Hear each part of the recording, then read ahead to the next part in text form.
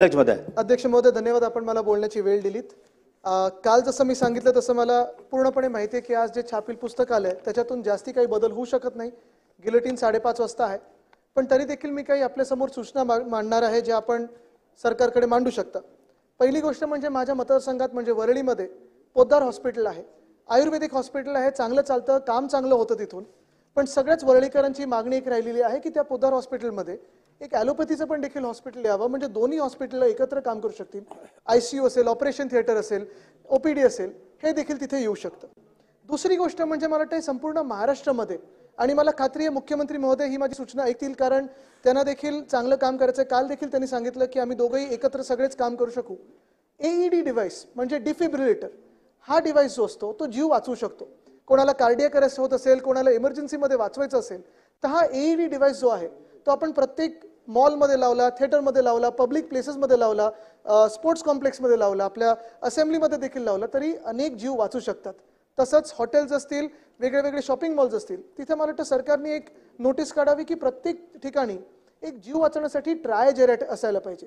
कारण आजकालच्या काळात आपण पाहतोय ॲम्ब्युलन्सला येण्यासाठी वेळ लागत असेल, ट्रॅफिक असतो, आणि आरोग्य खात्यातून बाब क्रमांक साधारणपणे 64 ते 78 वर बोलत 116 ते 206 वर बोलत असताना मला वाटतं हे फार महत्त्वाचे विषय आहेत. AED डिव्हाइस असेल, ट्राय जेरे असेल जीव वाचवण्यासाठी, प्रत्येक शॉपिंग कॉम्प्लेक्समध्ये असेल, स्पोर्ट्स कॉम्प्लेक्समध्ये असेल, मॉल्समध्ये असेल, अशा पब्लिक प्लेसेसमध्ये येणं गरजेचं आहे. तिसरं म्हणजे अनेक सरकारी कर्मचारी जे आपले गव्हर्नमेंट कॉलनीमध्ये राहतात किंवा पोलीस कॉलनी असतील, या ठिकाणी देखील दवाखाने असणं गरजेचं आहे. कारण ह्या सगळे जे आपले पोलीस कर्मचारी असतील, सरकारी कर्मचारी असतील, कामावरनं घरी जातात, उशीर होतो, आणि मग दवाखाना असेल, ब्लड टेस्ट असेल, औषधं असतील, त्यांना दवाखान्यात जायला वेळ मिळत नाही. आणि तेव्हा साधारणपणे जर त्यांच्याच कॅम्पात असे काही दवाखाने असतील तर त्यांना खूप मोठा फायदा होऊ शकेल. अध्यक्ष महोदय, मला खात्री आहे की इथे अनेक जे मुंबईचे आमदार बसलेत ते माझ्यावर ह्या गोष्टीवर सहमत होतील की मुंबईत गेले साधारण 5-6 महिने आणि त्याच्या आधी 1 वर्ष पाण्याची जी व्यवस्था आहे ती थोडी बिघडलेली आहे. कधी गढूळ पाणी कोणाच्या वॉर्डमध्ये येतं, कधी पाण्याचा दाबच कमी असतो आणि मग टँकरचं पाणी लावायला लागतं. आणि ह्याचमुळे अनेक अशी उदाहरणे जिथे कोणाचं पोट बिघडतंय, काही आरोग्याचा प्रॉब्लेम होत आहे. तर सार्वजनिक आरोग्यात मला वाटतं पाणी हे फार महत्त्वाचं. आणि मुख्यमंत्री महोदयांनी आम्हा सर्व मुंबईच्या आमदारांची जर बैठक बोलवली आणि आम्हाला अवगत केलं की नक्की काय प्रॉब्लेम आहे ह्याच्यात, तर मला वाटतं आम्हाला सगळ्यांनाच ह्याचा फायदा होईल. कारण नागरिकांना आम्ही जे काही उत्तर देणं गरजेचं आहे ते देऊ शकू. नगर विकास खात्यात बाब क्रमांक 64 ते 78 मध्ये एक महत्त्वाचं आहे की वरळी शिवडी कनेक्टर, मला वाटतं सन्मान्य सदस्य अजय चौधरी साहेबांनी देखील हा विषय मांडलेला आहे. वरळी शिवडी कनेक्टर हा 2021 मध्ये सुरू झाला होता. 2022 पर्यंत 48% काम पूर्ण झालं होतं आणि 22 ते 24 फक्त पुढे 57% पर्यंत हे काम पोहोचलेलं आहे. मला वाटतं हा कनेक्टर जेव्हा आपण अटल सेतूकडे जातो कोस्टल रोडवरनं, वरळी शिवडी कनेक्टर हा एक फार महत्त्वाचा कनेक्टर बनतो. आणि वरळी शिवडी कनेक्टर फक्त वरळी शिवडीमध्ये नाही, तर वरळी मतदारसंघ, माहीम मतदारसंघ आणि शिवडी मतदारसंघ या तिन्ही मतदारसंघातून जातो. अनेक चाळी आहेत ज्या कदाचित विस्थापित होऊ शकतात. तर आम्हाला तिघांनाही म्हणजे तिन्ही सन्माननीय आमदार तिन्ही मतदारसंघाचे जर बोलवून आम्हाला अवगत केलं की नक्की कुठे आपल्याला काही दुरुस्ती करता येईल, कुठे आपल्याला चाळी वाचवता येतील, कुठे रस्त्याचा मार्ग बदलता येईल, मला वाटतं त्याच्यावर खरोखर सगळ्यांना फायदा होईल. पुन्हा एकदा आपल्या माध्यमातून नगर विकास खात्यासाठीच मुख्यमंत्री महोदयांकडे आवर्जून एक मी विनंती करत आहे, ते म्हणजे सेफ स्कूल्स. अध्यक्ष महोदय, जास्ती वेळ घेणार नाही मी, पण सेफ स्कूल कॉन्सेप्ट हा आम्ही आणलेला गेल्या 2-2.5 वर्षात तो जरा मागे पडला, पण मला खात्री आहे की मुख्यमंत्री महोदय देवेंद्र फडणवीस साहेबांना हा कॉन्सेप्ट आवडेल. सोपा कॉन्सेप्ट आहे. एखाद्या शाळेचं 50 मीटरचा जो रेडियस असतो तो लहान मुलांसाठी बसमधून असेल, रिक्षामधून असेल, गाडीतून असेल, उतरून शाळेत जाण्यासाठी आणि परत त्यांच्या घरी जाण्यासाठी हा सेफ झाला पाहिजे, सुरक्षित झाला पाहिजे.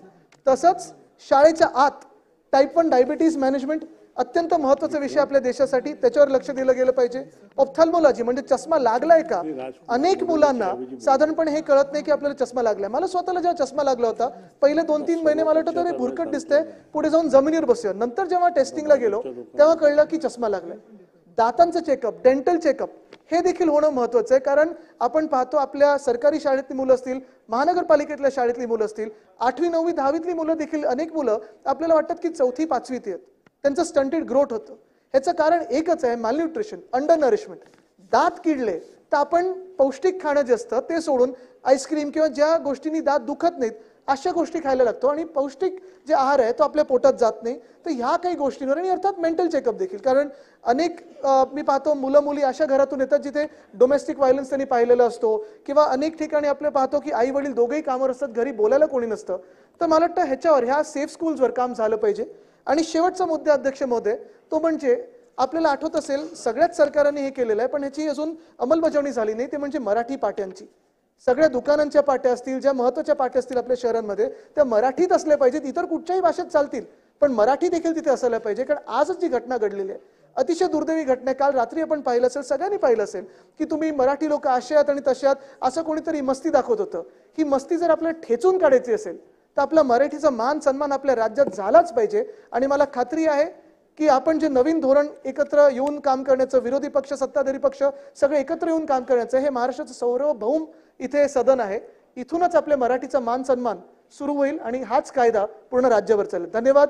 जय हिंद, जय महाराष्ट्र, वंदे मातरम.